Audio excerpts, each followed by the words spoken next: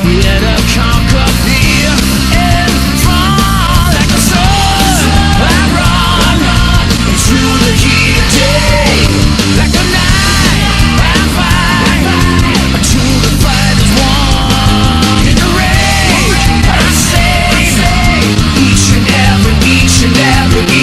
every one till this war is won. When Super Mario Galaxy was released, and it was officially canon that Mario would finally be going into space for a full adventure instead of that other time he went into space in Super Mario Land 2 and Paper Mario the Thousand Year Door, some said that it was pretty much the end of the idea train for this series. Where else do you go besides space, was the question, and the answer that Nintendo gave was sidestep the peculiarity altogether by releasing Super Mario Galaxy 2, which is just like Super Mario Galaxy, except better, we promise, said Nintendo. Yes, our plucky plumber once again returns to space to take on yet another dastardly plan of Bowser's that exists as a plot point for a cumulative 70 seconds. Hell, you could cook a hot dog for longer than Bowser holds on to his universe domination plans. I'm not going to sugarcoat this review, and I'll come right out and say I completely agree with the notion that Galaxy 2 has no soul in it, because the game really doesn't. The theory behind this game's development was that it started out as an expansion pack to Galaxy because the developers had some unexplored space ideas left that weren't able to fit on the 2007 disc, so it was squashed into this game and then spun into a full-on new release, and it certainly shows where the game's stretch marks are. Let's start with that little plot point that Nintendo came up with to justify this game's existence in the Mario canon in traditional Majora's Mask style. See, at the end of Super Mario Galaxy, Bowser's unfinished planet imploded so hard that it created a universe-wiping black hole, and after some magical bullshit that has and will never make sense in the history of the world, all the main characters escape disaster, and the universe is essentially reset with slight variations, which means that we're going for a parallel world plot here, baby. Super Mario Galaxy 2 takes place in that parallel world, which means that all these ideas repeating, like the bee world, the underwater bits, and the copy-paste boss fights, aren't actually laziness on Nintendo's part, but actually a clever use of their established lore to create interesting narratives. And if you believe that for the 5 seconds that I did, then I have some oceanfront property I'd like you to see. Yeah, I understand that Nintendo said that they came up with this whole parallel world explanation, as much as I believe that Ubisoft are going to create the next GTA 3 with Watch Dogs, but how can you say that to me, Nintendo, when this game includes not 1, not 2, but 7 literal copy-pastes of boss fights between both Galaxy titles? Oh, and let's not kid ourselves, Nintendo, that you had enough ideas to fill up the disc when one of the levels you came up with was shirked straight from Super Mario 64. Yeah, some of us haven't forgotten the whole honoring the past Wumps Fortress HD Redux level, and I could go on listing the number of things that kick your claims in the teeth, Nintendo, but the only thing I have to do to prove your bullshit is remind the viewers at home that your big brass selling point level idea for your grand sequel was to include Yoshi, a character so ingrained into the core of the Mario universe that he's been prominently featured in at least 7 other titles prior to this one. Adding Yoshi to a Mario game does nothing but stay the course of the series. It doesn't add anything, and it's not innovative to include him. Same with Luigi, who you've brought back and is apparently a playable character in Galaxy 2 if you really want it. But since there doesn't seem to be a benefit, I certainly don't care, especially in this flimsy plot 3D platformer world.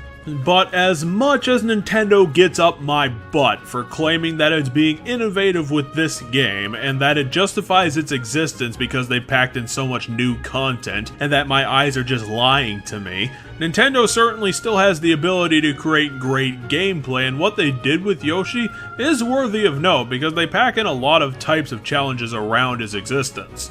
Yoshi gets some new power-ups. The fire pepper thing makes him run at hyperspeed for some time and creates some good challenges. The bulb berry turns Yoshi into an omnidirectional flashlight, and the blimp fruit turns Yoshi into a DeviantArt wet dream for 30 seconds.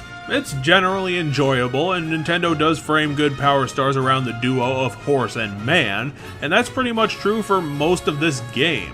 As quote-unquote controversial as it might be for me to say this, but Super Mario Galaxy 2, being a shoddy remake of a bunch of Super Mario Galaxy's ideas, ends up being the better Galaxy game. Apples to apples, the original doesn't even compare in the fun camp to its expansion pack little bro, and there's only one thing Galaxy needed changing in order to do that, and that's to add the challenge factor back in. It actually takes effort to defeat some of Galaxy 2's stars, and that's what creates the fun, requiring a little bit of strategizing, some sequence breaking, and all that wonderful stuff. Whereas Super Mario Galaxy was so safe and laid back that you were playing a checklist for the whole 8 to 10 hour run depending on what you were doing. It was a true game for 4-year-olds, and while Galaxy 2 is still kid-friendly, it'll get the kiddie winks into the real world of gaming a lot better than Galaxy 1, since it has an actual difficulty curve, and a bonus content world that'll make you grind your teeth, but also not threaten to kill yourself due to your lack of a gnat's reflexes.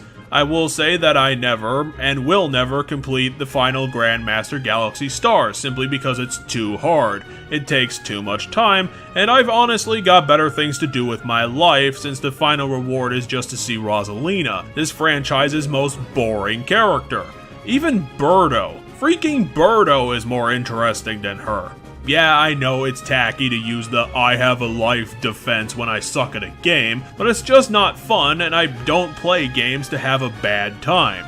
The boss fights in this game thankfully don't fall on that end of the difficulty chart, and at their hardest will only hit the level of, yeah, it takes a while to kill this guy, but I've never died fighting it. Some of my favorite bosses were Glamdozer, Dig-a-Leg, or the Boomsday Machine, because they have everything you'd want in a boss other than being enough of a highlight to show to other people. They have a great core gimmick, a great design and arena, and a fun combat scheme. And ultimately it takes a bit of effort to beat these guys, and they're just not pushovers.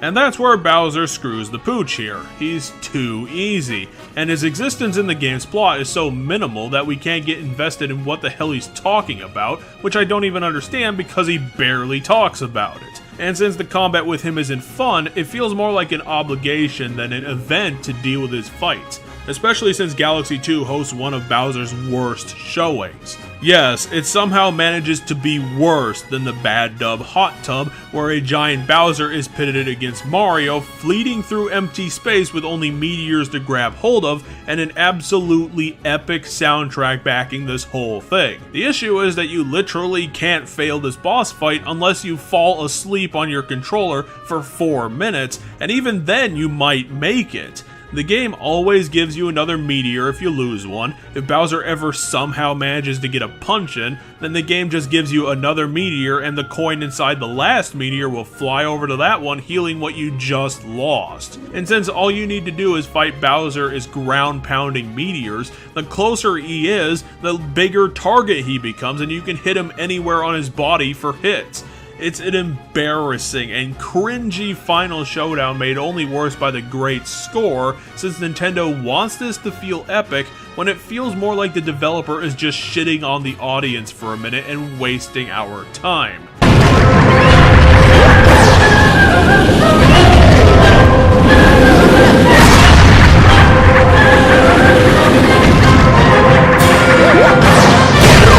Remember that this is what they hinged their final showdown on in this game. This miserable schlock. It's a great thing that bits of the game can help us to forget about it.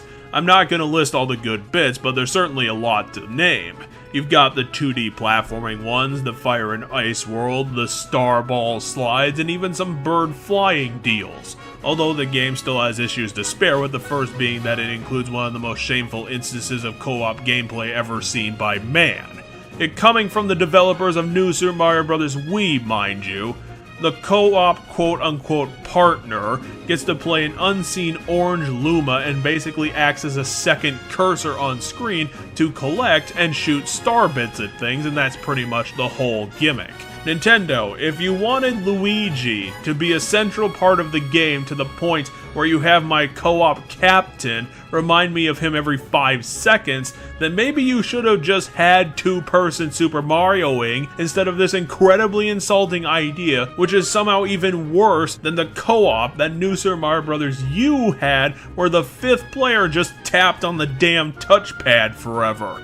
Oh, and speaking of disappointing insults, let's talk about that bonus content that Nintendo thought up with the 3 minutes it had to spare at the end of this development. The green stars, which you get after grabbing the game's 120 stars and defeating the final Bowser fight again. This will trigger Rosalina to finish up the storytelling of Super Mario Galaxy 2. I guess it is true that kids will listen to literally any story as long as the parent is reading it, even if it is this cripplingly dull. The green stars are an additional 120 stars to collect throughout the game that Nintendo took all of those 3 minutes to include. Basically, it's a giant mess of a scavenger hunt spread over every galaxy in the game. No new challenges, just go find the things because Nintendo told you to. It's like Nintendo were taking gameplay design lessons from Ubisoft or some other dickhead. What's the point of even collecting the legitimate 120 of these damn things? You unlock the final Grandmaster Galaxy, which you won't beat because it's too ridiculously difficult. Pretty much the final knee to the dick after the wasted hours you spent in collecting an arbitrary amount of things put in completely random places. Seriously, 120 of those bastards, I can't fucking believe it. This sequel really does encapsulate the phrase game with no soul in it, because it does feel like a level pack rather than a full game in its own right, made using spare parts from the original Super Mario Galaxy with just enough effort to get away from being a total 100% ripoff. It's got different bosses, different stars, and a brilliant soundtrack that kicks the original's great one to bloody shreds. But it also has literal copy-paste, homages, and a series of half-asses to fill in the gaps, of which there are Grand Canyon-sized. Is Super Mario Galaxy 2 a good game that you should have in your collection? Most definitely. It still has the good graces of Galaxy's innovative ideas with more effort put on creating intriguing and fun gameplay. But the game's plot is even more non-existent than the original, if that's even possible. It doesn't do anything new beyond having new levels, and the introduction of Yoshi doesn't save it from feeling like an unnecessary addition to the franchise. I would recommend picking this game over Galaxy 1 and not even bothering to get it at all, because Galaxy 2 does everything you'd want from that game better. On the other hand, it also isn't worth keeping around, and I'd say it's up for immediate trade-in when possible, since there is no replay value to it. The levels are good while you've got them fresh, but they'll quickly bore after a while, unlike Super Mario 64 that will have multiple playthroughs on its books. So with that, we unfortunately have to say goodbye to the flawed Nintendo Wii, because that was the last of the single-player Mario releases on that console. Stay tuned for some handheld razzle-dazzle next week, but first let's finish up with this little bro.